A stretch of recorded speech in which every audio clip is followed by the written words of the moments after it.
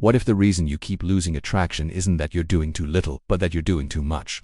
Let me tell you a truth most people learn the hard way. Attraction doesn't respond to pressure, it responds to presence. I didn't learn this from books.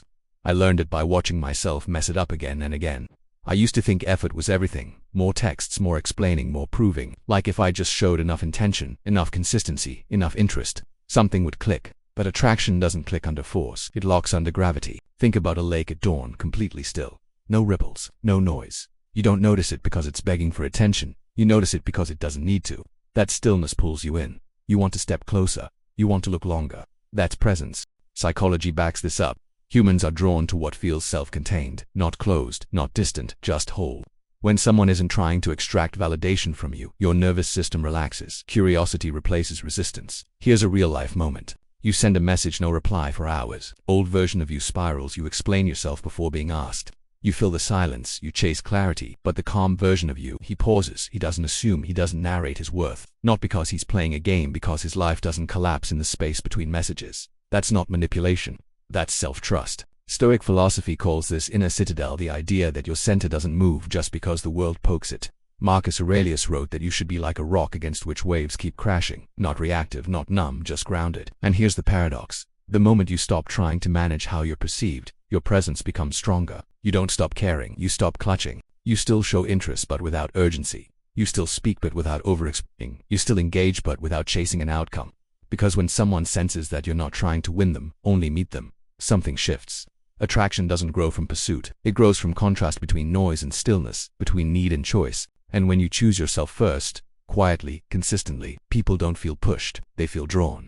Pause. In the next part, we'll talk about why scarcity without integrity fails and how real value is built without pretending, posturing, or playing roles. But for now, remember this. You don't become magnetic by pulling harder. You become magnetic by standing still long enough to be felt. Here's where most people get it wrong. They hear be scarce and turn cold. They hear don't chase and start disappearing. They confuse presence with absence. But real value isn't built by withholding.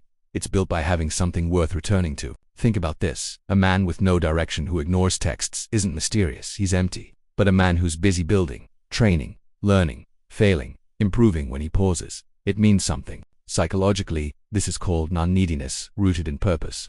When your life is full, you don't need attention to feel solid, and people can sense that instantly. Your tone changes, your timing changes, your energy stops asking and starts offering. I saw this shift happen when I stopped centering my days around outcomes. Who replied, who noticed, who stayed. I filled my calendar with things that scared me a little. Gym, early mornings, long walks alone, hard conversations, quiet nights where I didn't distract myself, and something strange happened. I became harder to shake, not because I acted tough, but because I stopped outsourcing my worth.